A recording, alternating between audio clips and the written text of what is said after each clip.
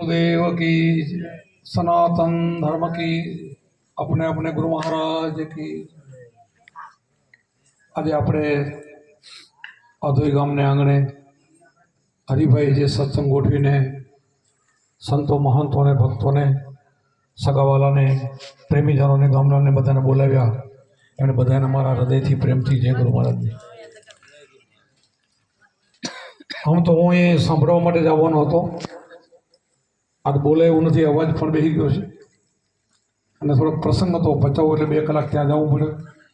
કબરની થોડીક તકલીફ છે, મણકાનો ઘસારો છે એટલે કાયમે અમારા આશ્રમમાં પણ અમારા બધાને શિષ્યોને ખબર છે કે 10 વાગે સત્સંગમાં જાઉં, 12 વાગે ઉઠી જાઉં. અમારો 4-5 વર્ષથી નિયમ છે. કોઈને એમ થાય કે બાબુ કેમ 12 વાગે થારીનું કહે છે, એટલે કે પ્રસાદ થાય તો કોઈને ઉઠવું હોય તો ઉઠી શકે અને બાકી આનંદ કરવો હોય તો આપણે 4 વાગ્યા સુધી કરાય છે. પણ હવે અમારી એક ઉંમર થઈ, કમરનો ઘસારો, બેસી શકી નહીં. બહુ મને સત્સંગમાંથી પ્રીતિ ખરી, સાંભળવાની પ્રીતિ ખરી. એ બાપુને બોલવા મળે તો જ નકે ઉઠી જાય એવું નહીં. એ હિસાબે હું બોલતો પણ નથી. અને મેં પહેલેથી હરિભાઈને વાત કરી હતી કે હું વધારે સત્સંગ નહીં લઈ શકું, પણ તમારે વાઇકને માન આપીને આવીશ. સારું, મને ખ્યાલ નથી. આ માતાજીને એમણે બોલાવ્યા, સરસ મજાની વાણી કરી. ભાઈએ પણ સત્સંગ જીવન સાહેબનો સારો લીધો. અને આ તો અમારા શીખાણી તો અમારા પાડોશી છે, અમારા ગામ જ કહેવાય, અમારા ગામના જ છે. સારું ભજન બોલે છે એટલે આપણને હરિભાઈ અહીંયા બોલાવ્યા છે તો આપણે એમને સત્સંગ આપવો. દર્શન પ્રસંગ તો કર્યા પણ થોડો સત્સંગ આપવો જોઈએ. સત્સંગ સિવાય મન ન સુધરે. મનને સુધારવું હોય તો એના માટે સત્સંગ ખપે. મનને સુધારવા માટે બીજા હજારો ઉપાય કરશો તો નહીં થાય. જે જીવણ સાહેબની પપ્પાએ વાત કરી કે 17 ગુરુ કર્યા હતા, 17 ગુરુમાં મન ન સુધર્યું. મન નહોતું માનતું. મન એનું એમનું જ વાણી ગાય છે, મનનું ન માને મમતાનું, કે વાળીઓને વાળામાં પૂરું તો બારું નીકળી જાય એવું છે. એવું વાણી બનાવી છે કે આ મને એવું છે. પણ મન સદગુરુને શરણે જાય તો સદગુરુને ઉપદેશનો એવો ખીલડો આપે અને એ ખીલે પણ બંધાઈ જાય તો એક મન ખીલે બંધાઈ જાય તો બધું જ બંધાઈ જાય. પછી 5 જ્ઞાન ઇન્દ્રિયો, કર્મ ઇન્દ્રિયો હોય, શબ્દ સ્પર્શ રૂપ રસગંધ વિષય હોય, આ બધું જ પાટે પડી જાય. પણ પહેલું મનને પાટે પડવા માટે આ સંત અને સત્સંગ જોઈએ. આવો સત્સંગ જો મળે, સત્સંગ ન મળે અને રાત બધી આપણે વાણી ગાઈએ તો વાણી નહીં જોઈ છે. વાણીમાંથી સત્સંગ હોય, આપણા બધા શાસ્ત્રોમાં સત્સંગ હોય, બધામાં હોય લખેલું તો બધા, પણ ગુરુ સિવાય આ જ્ઞાનની ખબર પડે નહીં. ગુરુગામ કૂચી સર્વેથી ઊંચી, ખોલ્યા દસમાના તાળા, ખોલ્યા તાળાના મધ્ય અંધારા, અંતરમાંથી આજવાળા, સદગુરુ માર્યા સબજના બાણ, તન મન વિધાણા મારા પ્રાણ, પ્રાણ વિધિને જાગીને જોઈએ તો દર્શનના મોરલીવાળા કૃષ્ણ ભગવાન અહીંયા બેઠો છે ઘટમાં. એને જોવો હોય તો એના માટે ધ્યાન કરવું જોઈએ. ધ્યાન સિવાય જ્ઞાન ન થાય. તો ધ્યાન આપણને કોણ આપે? સંતો આપે. આપણને સંતો પાસેથી આ જ્ઞાન મળે. આપણે આ ધ્યાન કોનું કરશું? ગીતાજીમાં લખ્યું છે, બોલો ગીતાનું ધ્યાન લખ્યું છે, માટીનું ચોખ્ઠું બનાવો, એના ઉપર દર્ભ ડાબડો, એના ઉપર આસન, એના ઉપર સીધું બેસીને અગ્ર ઉપર ધ્યાન કરો. કોનું ધ્યાન કરશો? ગીતામાં લખી નાખ્યું, નહીં પડે ખબર. ગુરુ સિવાય ગમે એટલા તમે 4 વેદો વાંચશો ને તોય ખબર નહીં પડે. ગમે એટલા પુરાણો વાંચશો તોય ખબર નહીં પડે. અને જો ગુરુ મળી ગયા તો બધું મળ્યું. ગુરુ મળ્યા તો બધું મળ્યું ને કે કાંઈ મળ્યું નથી.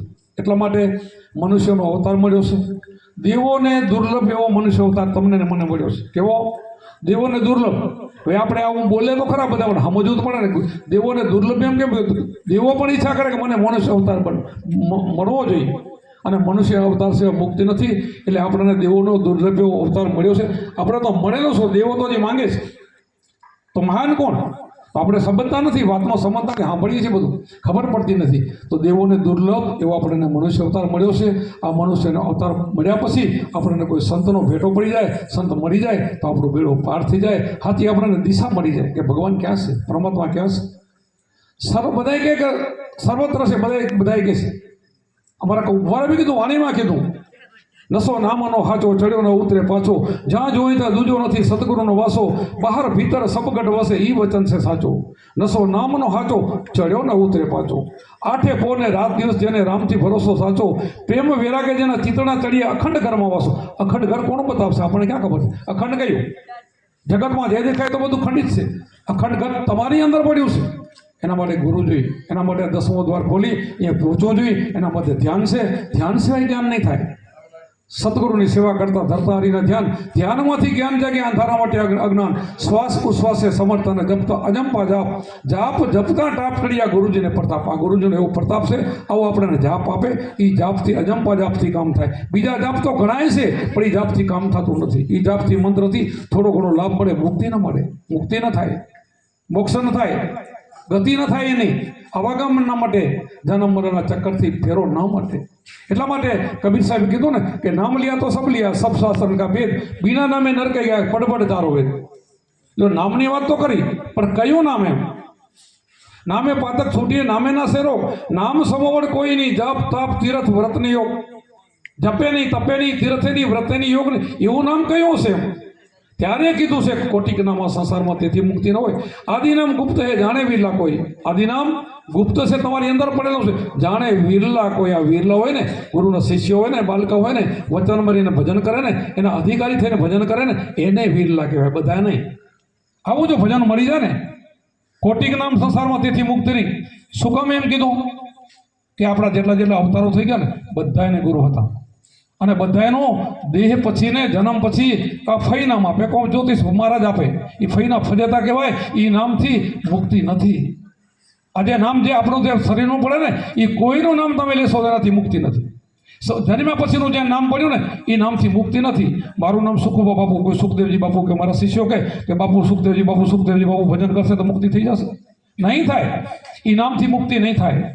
એટલે કીધું કોટિક નામ સંસારમાં તેથી મુક્તિ ન હોય. આદિનામ ગુપ્ત જાણે વિરલા કોઈ, આને જાણવું પડશે.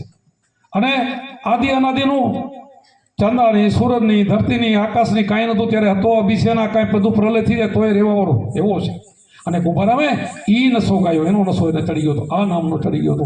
આ નામની ખુમારી ચડી ગઈ હતી. આઠે પૌને રાત દિવસ જેને રામથી ભરોસો સાચો, પ્રેમ વિરાગે જેના ચિતળે તળીએ અખંડ ઘરમાં વાસો. આ અખંડ ઘરમાં જવું પડે. એમાં ત્રીજી કડીમાં કીધું કુડિયા ન પીવે, કપટી ન પીવે, અજ્ઞાની અર્ગમ ભાગે, વિષયોમાં જેના મન મોય અમૃત ક્યાંથી ચાકે. જેનું મન વિષયોમાં પડ્યું છે, ભોગોમાં પડ્યું છે, એનું આમાં કામ નથી. મરજીવાય નશો પીતો થઈ ગયો આ ગુલતાની, આઠે ભોર જેના મન ઉદાસી નથી સંસારમાં હસી. સંસારથી વિરક્ત હોય, સંસારમાં રહેવા છતાં આ બધા આપણા જેટલા સંતો થઈ ગયા ને બધા ગ્રસ્તી છે. આરા અવતારો પણ ગ્રસ્તી છે. ગ્રસ્તીનું ભજન સારું છે, આમાં રહીને ભજન થાય, પણ ભજન સમજીને થાય તો, ભજનને સમજે તો, ભજન ઉતરી જવું જોઈએ તો થાય. એટલા માટે આ વાણી બધી. એટલે કીધું સંસારમાં રહેવા છતાં ઉદાસીન રહે, સંસારમાં રહેવા છતાં પણ આમાં આપણા સંતોએ વાણી છે એ જ્ઞાન જ છે, વાણી છે એ સત્સંગ જ છે. પણ આપણને કોઈ વાણી ગાઈ અને એનો અર્થ સમજાવે તો આપણને ખબર પડે. અર્થ ન સમજીએ તો આપણે ગમે એટલું બોલીએ તો એનાથી કોઈ ફરક ન પડે. આપણે બોલ્યા, હું કહું, હું બોલી જાઉં, હું બોલું તમને ખબર તો પડે કે બાપુ બોલે બીજો નથી, છે પરમેશ્વર પોતે. અજ્ઞાની આંધળા કે હરગા જઈને ગોતે, તો બોલે એને કેમ પારખું? મેં તો બોલી નાખ્યું. તો બધાએ તમે બોલો છો, જગત બધું બોલે છે, બધા બોલે છે, કૂતરો બિલાડા બોલે છે.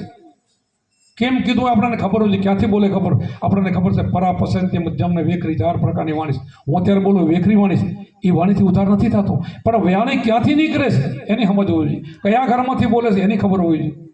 4 વાણીથી પરમ ક્યાં બેઠો છે એની ખબર હોવી જોઈએ.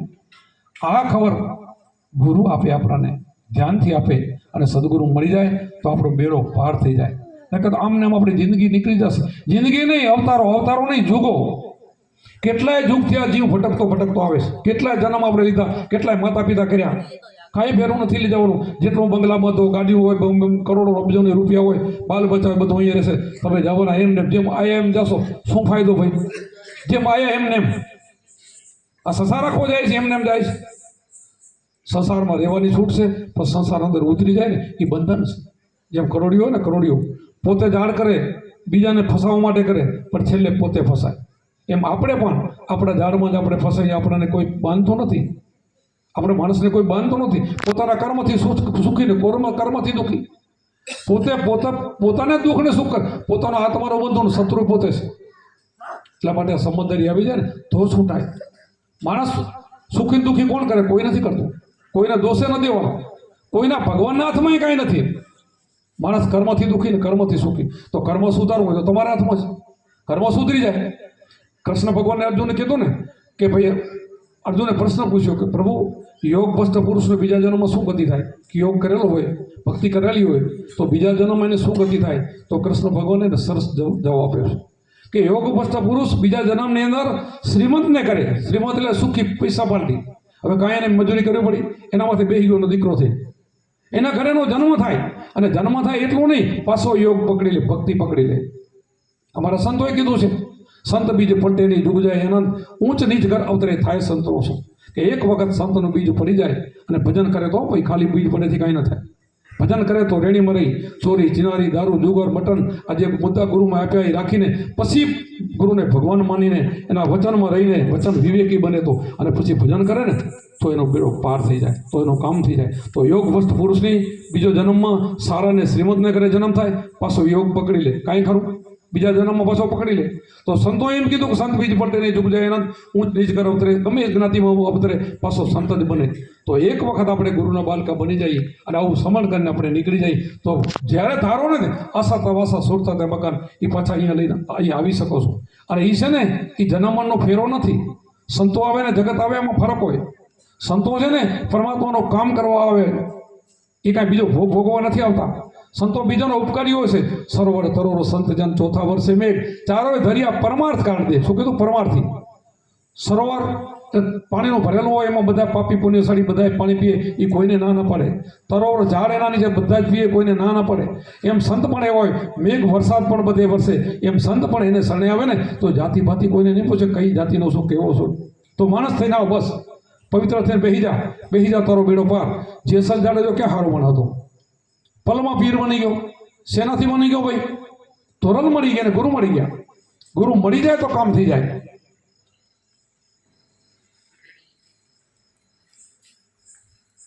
એટલા માટે વાણીનો પાણીનો કોઈ પાર નથી. અમે મોડાથી આવીએ છીએ. આમાં આપણો આશ્રમ છે, મારો મોડા.